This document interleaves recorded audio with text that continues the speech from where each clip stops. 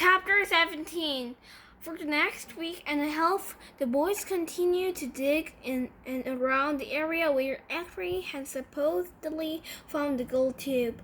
They widened Avery's hole as well as the hole Armpit and Squid had been digging until the fourth day, when all three holes met and formed one big hole. As the days wore on, the warden became less and less patient. She arrived later in the morning and left earlier in the afternoon. Meanwhile, the boys continued to dig later and later. "This is no bigger than it was when I left you yesterday," she said after arriving late one morning, well after sunrise. "What have you been doing down there?" "Nothing," said Squid. It was the wrong thing to say.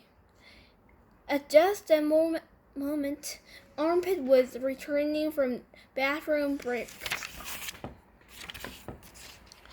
"How nice of you to join us," she said. "And that, what have you been doing?" "I had to, go." The warden grabbed at Armpit. The warden jabbed at Armpit with her pitchfork, knocking him backward into the big hole. The pitchfork left 3 holes in front of his shirt and 3 tiny spots of blood. "You are giving these days too much water," the warden told Mr. Pendanski. They continued to dig until late afternoon, long after all the other groups had finished for the day. Stanley was down in the big hole along with the other 6 boys. They had stopped using the wheelbarrows. He dug his shovel into the side of the hole.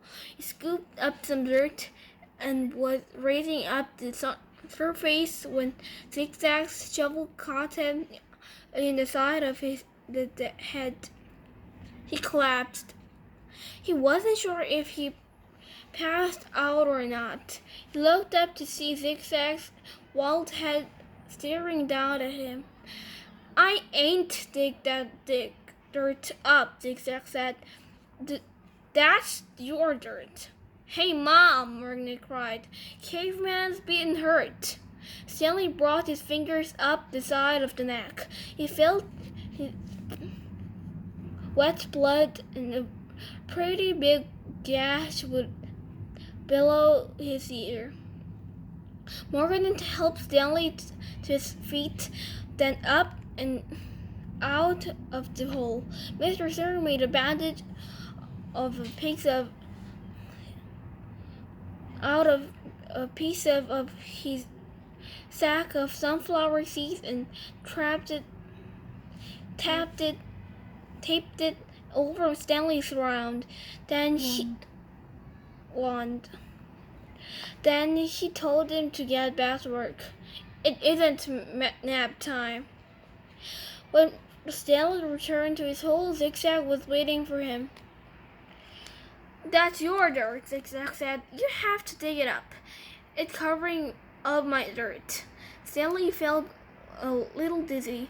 He could see a small pile of dirt. It took him a moment to realize that it was the dirt which had been on the shovel when he was hit. He scooped it up and Zigzag dug his shovel into the ground underneath where Stanley's dirt had been.